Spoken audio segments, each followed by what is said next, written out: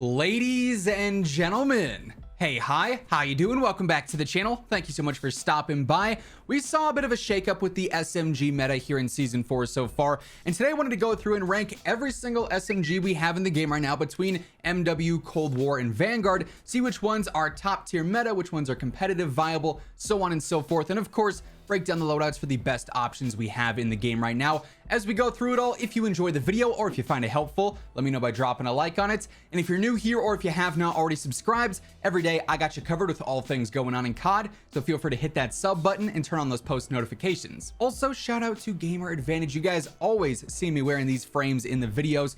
I love these things. All my pairs of Gamer Advantage glasses are elite. They're game changers, helping you sleep better at night, reducing headaches. They also look fantastic. I'm wearing the Horizon frames here. They also have the brand new sustainability collection.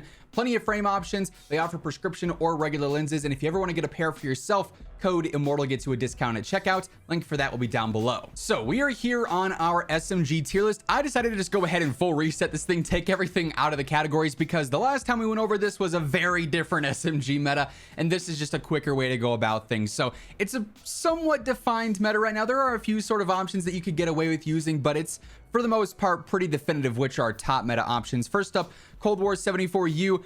Viable at best. I mean, the mobility is not incredible. Also, it struggles a bit in the damage department versus some of these other options. Milano, definitely competitive, especially for like some mid-range options as sniper support. It saw some slight nerfs there not too long ago, but it's still one of the better SMGs for that area. Specifically up close, it's gonna get beat out by a lot of other subs, but it's a bit of a hybrid SMG and pretty good at that.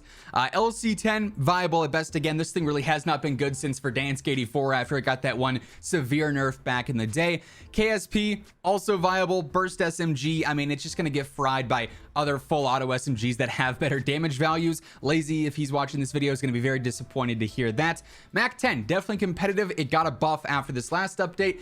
Better for sniper support. Of course, we just talked about this earlier on in the week. Very, very solid SMG choice.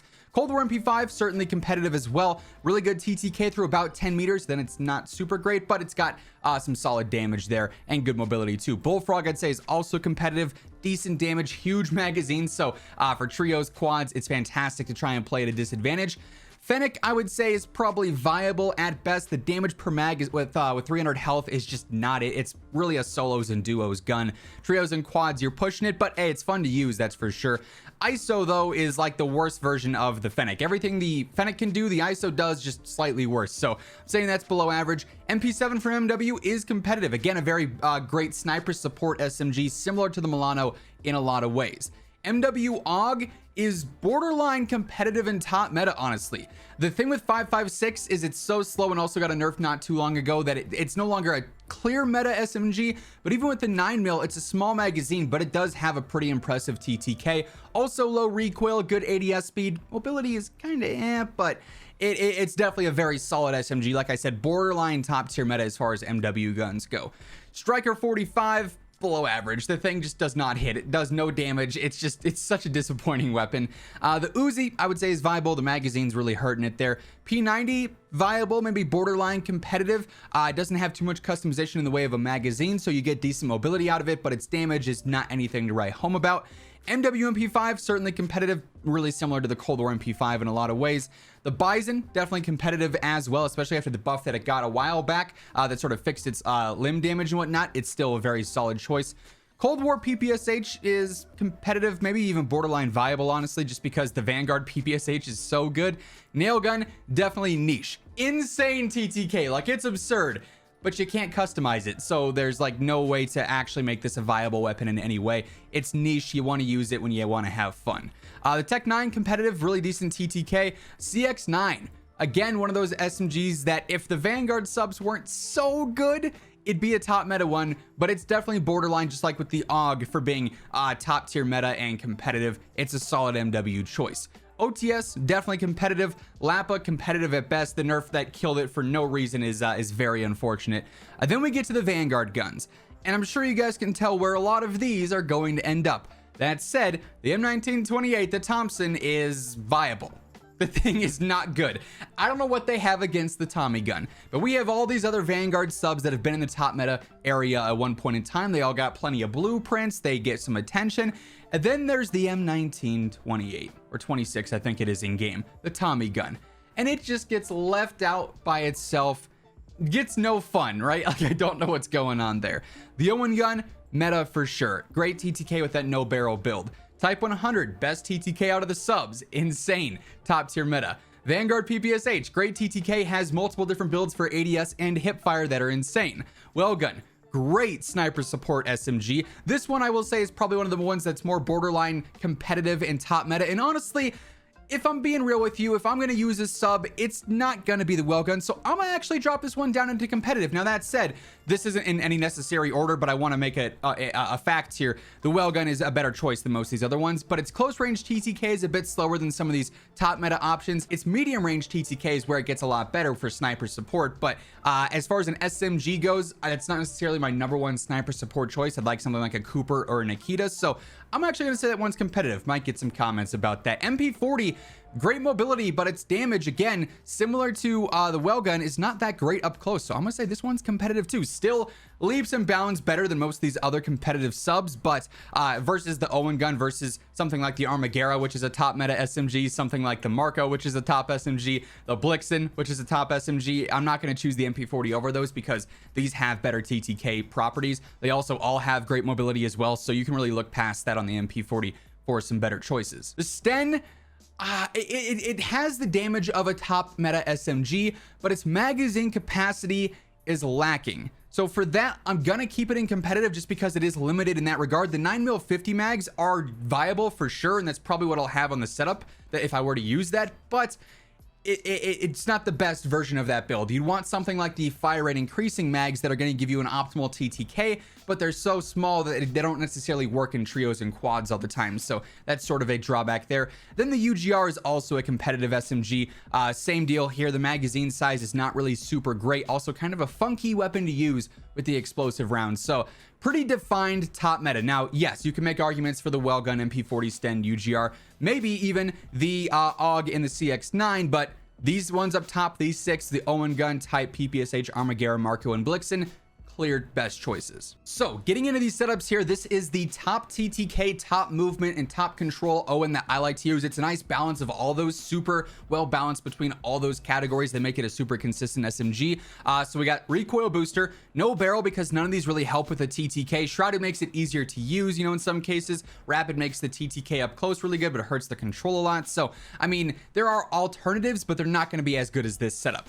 I got Slate Reflector on here, remove stock for better mobility, the steady underbarrel for better control and better hip fire. I got the 60 round drums for the best TTK. Lengthened is something I actually have been going back and forth with a lot on my subs between subsonic, lengthened, and then also frangible, and in some cases hollow point as well, but any of those are good choices.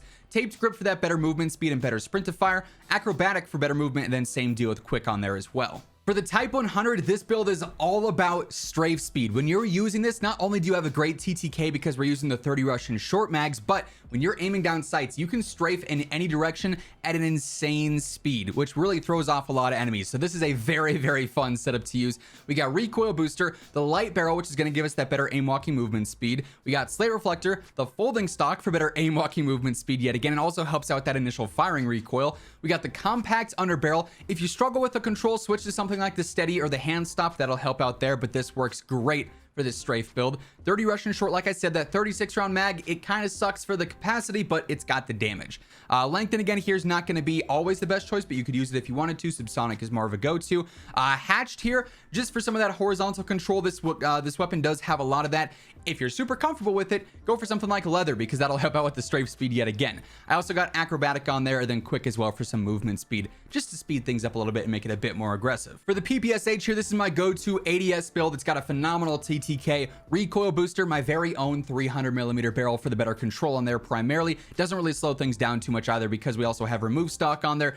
The basic iron sights here, nice fast ADS and they're super clean. Skeletal underbarrel for better movement yet again and a faster ADS. The basic extended mag here, Gorenko 71. Hollow point, you could also use subsonic or frangible or lengthened yet again. Taped for the better movement, tight grip for some better control, and then quick on there once more. The Armagera, one of my favorite SMGs in the game right now. This is a great build for close range and some mid-range as well. It's super consistent, very low recoil, but also very speedy for what it is as well. Recoil booster, the 570 barrel here, the TTK up close is still phenomenal. You could try the 315, but the control is going to be a little bit worse. I just land more shots with this one personally. Basic red dot, skeletal stock for the better aiming strafe speed, also a faster ADS and better initial control. Skeletal for better movement, basic extended mag here, 9mm 60, lengthened, subsonic, hollow point, frangible, does not matter. Taped for the better movement, hard scope for some better control here, and then yet again we got quick. On the Vlixen, we've got the setup that I've been talking about for a few days now. Recoil booster, the F3 barrel. I see a lot of players saying the Carlson's also really good. This gives you some good strafe speed, but I just feel like I'm way more consistent